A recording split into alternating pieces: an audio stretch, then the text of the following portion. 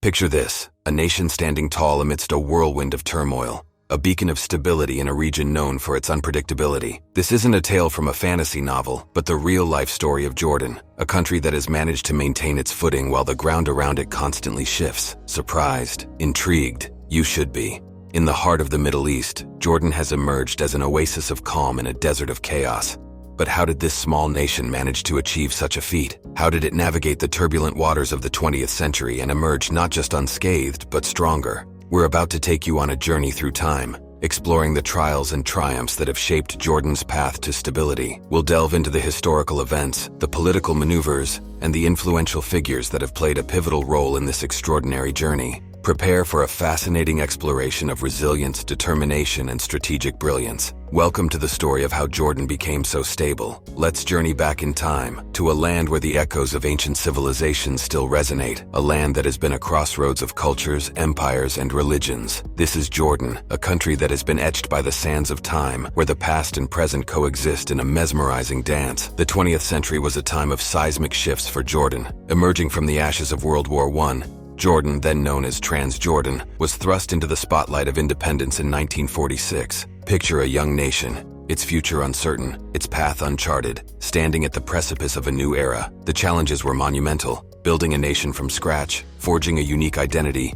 and navigating the complex geopolitical landscape of the Middle East. But Jordan was not a ship adrift in a storm. It had its compass, the Hashemite monarchy. This dynasty, with roots tracing back to the Great Arab Revolt against the Ottoman Empire during World War I, took the helm. Under the leadership of King Abdullah I, they guided the country with a steady hand, charting a course toward stability amidst the storm. The journey, however, was far from smooth. The young nation grappled with a host of issues. The Arab-Israeli conflict brought an influx of Palestinian refugees, altering the demographic landscape of Jordan. The Cold War era brought its own set of political undercurrents. Through it all, the Hashemite monarchy stood firm, their resolve unyielding. The capital city, Amman, named for the Ammonites who made it their capital in the 13th century BCE, serves as a testament to Jordan's rich history. Once a great city of Middle Eastern antiquity, Philadelphia of the Roman Decapolis, it now stands as one of the region's principal commercial and transportation centers, as well as one of the Arab world's major cultural capitals. Today, Jordan stands as a testament to the resilience of its people and the foresight of its leaders. But to truly appreciate the stability that Jordan enjoys today, we must delve deeper into its past, understand the trials it has faced, and the triumphs it has achieved. Let's journey back in time, to a world emerging from the ashes of the most devastating conflict in human history. The year is 1946, and the globe is still reeling from the impact of World War II. Amidst this backdrop of change and uncertainty, a new nation is born in the heart of the Middle East. Transjordan, a British protectorate, sheds its old identity and steps onto the world stage as the Hashemite Kingdom of Jordan. This transformation wasn't just a change of name, it was a declaration of independence, a proclamation of sovereignty. It was the moment when Jordan stepped out of the shadow of British rule and began to chart its own course.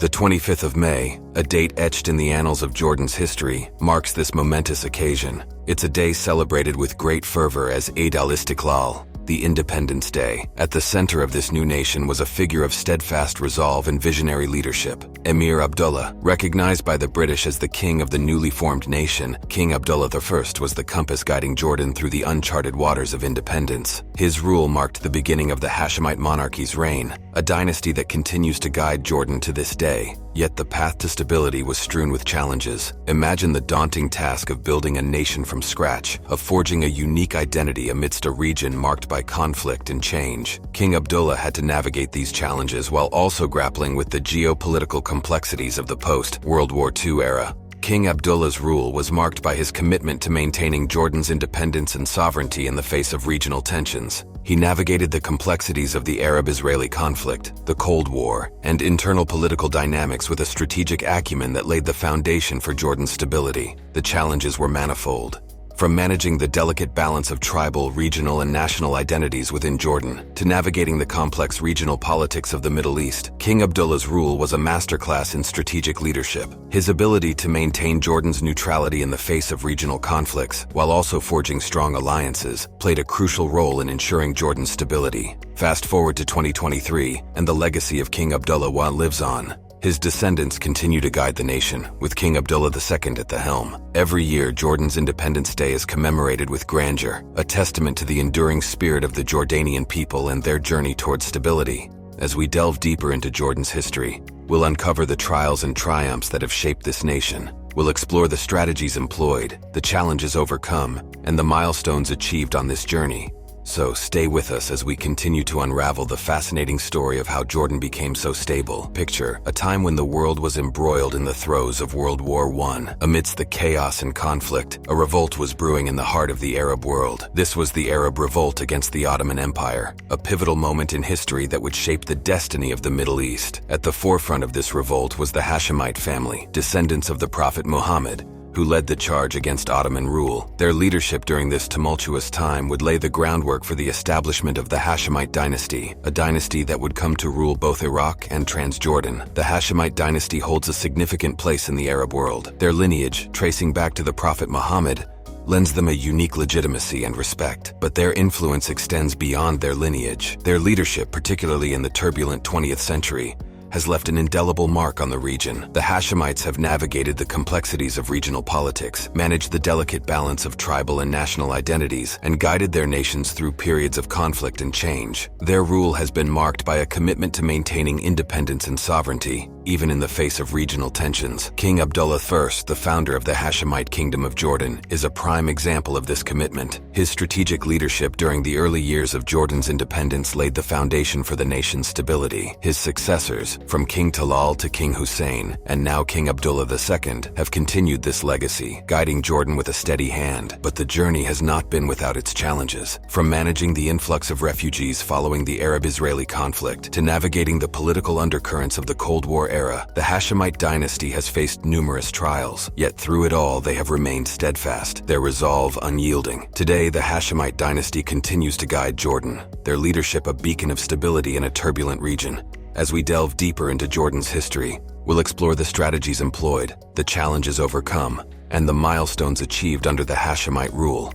Imagine, if you will, a world map on the brink of a dramatic transformation. A new nation is about to emerge in the heart of the Middle East. Its name, Israel. This new neighbor would send ripples across the region, with profound implications for Jordan. The birth of Israel was far from a peaceful affair. It was a time of wars, conflicts, and tensions that echoed across the Arab world. The Arab-Israeli conflict, as it came to be known, was a series of wars and skirmishes that left an indelible mark on the political landscape of the Middle East. For Jordan, these wars had a direct and lasting impact. The 1948 Arab-Israeli War, also known as the War of Independence, resulted in a massive influx of Palestinian refugees into Jordan. This influx continued in the subsequent wars, notably the Six-Day War in 1967. The refugee crisis posed significant social, economic, and political challenges for Jordan, a country still finding its footing in the post-independence era. But it was in the face of these challenges that Jordan's resilience shone through. The country opened its doors to the refugees, integrating them into the social fabric of the nation. This decision, while fraught with challenges, underscored Jordan's commitment to its Arab brethren and its humanitarian principles. The Arab-Israeli conflict also left its imprint on Jordan's political landscape. The country found itself navigating the complex dynamics of regional politics, balancing its relationships with its Arab neighbors and the international community. This delicate balancing act was a testament to Jordan's diplomatic acumen and strategic leadership. But the impact of the conflict was not confined to the realm of politics. It permeated the social landscape of Jordan, influencing everything from demographics to cultural norms. The influx of Palestinian refugees brought new cultural influences, adding to the rich tapestry of Jordanian society. Fast forward to 2023, and the echoes of the Arab-Israeli conflict still resonate in Jordan. The country continues to grapple with the legacy of the conflict, even as it charts a path toward stability and prosperity. As we delve deeper into Jordan's history, we'll explore how this conflict shaped the nation and how Jordan navigated its challenges. But there's more to this story. The Arab-Israeli conflict has also shaped Jordan's relations with its neighbors. For decades, Jordan has been forced to maneuver back and forth among Israel, Syria, and Iraq to ensure its own security and independence. This delicate dance of diplomacy has been a defining feature of Jordan's geopolitical landscape. In recent years, Jordan has been navigating a complex and shifting regional landscape. The relaxation of sanctions on Iraq through UN Security Council Resolution 986 has led to a subtle shift and upgrading of relations between Jordan and Iraq. At the same time, Jordan has been grappling with the economic challenges of peace with Israel, with many Jordanians increasingly believing that expanded economic ties with Iraq Iraq,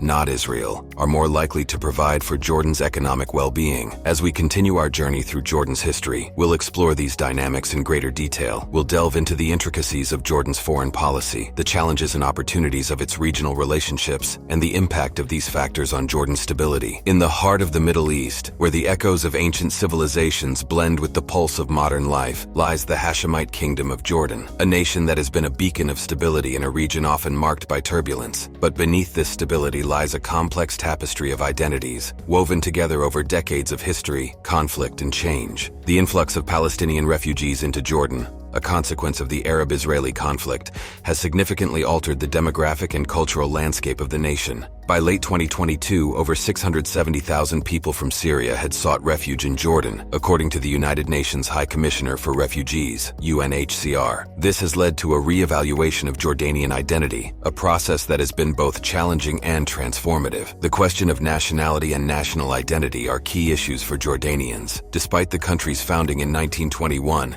and the ratification of the current constitution in 1952, many still feel that Jordanian identity needs defining. A lack of clarity over identity, largely due to political factors relating to geographical origins as well as gender, remains a key obstacle to political, economic, and social development. Many Jordanians with roots east of the Jordan River believe the country should build its identity purely on that geographical basis. This is despite the fact that a large sector of the population is of Palestinian origin, even if it is guaranteed full citizenship under Article 6 of the Constitution. This interpretation has led to fears that equality between all Jordanians risks eliminating Jordanian national identity, as well as fulfilling Israel's long-standing dream of turning Jordan into an alternative home for Palestinians. On the other hand, many Jordanians of Palestinian origin hold the view that they should be unfailingly loyal to the Jordanian state, despite their lack of representation in parliament, government, the army, or the security services. They believe that they are required to play down their legitimate sympathies for the Palestinian cause, on the grounds that their aspirations as Jordanians of Palestinian origin could clash with Jordan's interests. The government's response to these changes has been to promote the concept of equal citizenship, as well as a comprehensive national identity that applies to all sons and daughters of Jordan. This is vital for the sake of Jordan's stability and strength. Jordan is not Palestine,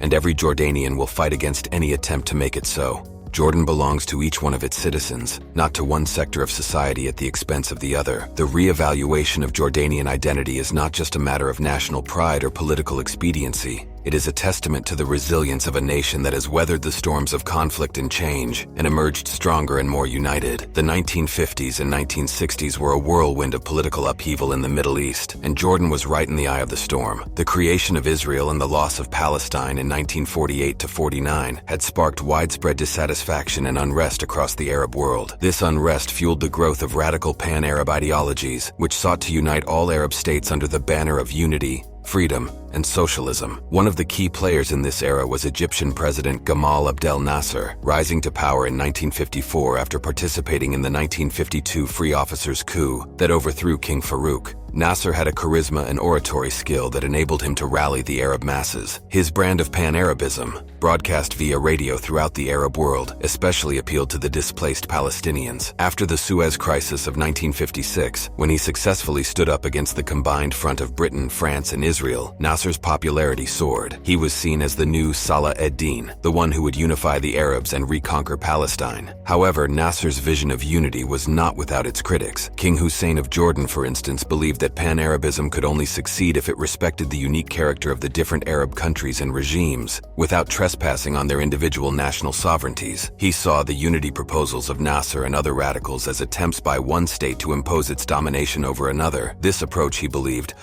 only fostered division among Arab states at a time when unity was needed more than ever. The 1950s also saw King Hussein making significant strides towards liberal reforms in Jordan, including freedom of speech and freedom of the press. However, these reforms were exploited by radical groups who relentlessly attacked the regime, undermining Jordan's stability. Nasser's propaganda broadcasts, in particular, incited massive riots that disrupted domestic order. In 1956, completely free parliamentary elections were held in Jordan, and radical groups, including communists and Baathists dominated the new cabinet. King Hussein also dismissed the British commanders of the Arab Legion in 1956 and terminated the Anglo-Jordanian Treaty in March of 1957. However, he was wary of his government's leftward drift, fearing it would lead to a communist infiltration of the Arab world. A number of riots and an externally inspired coup attempt, which was personally thwarted by King Hussein, forced him to impose martial law in the spring of 1957. The crisis of July 1958 marked perhaps the most serious threat to King Hussein's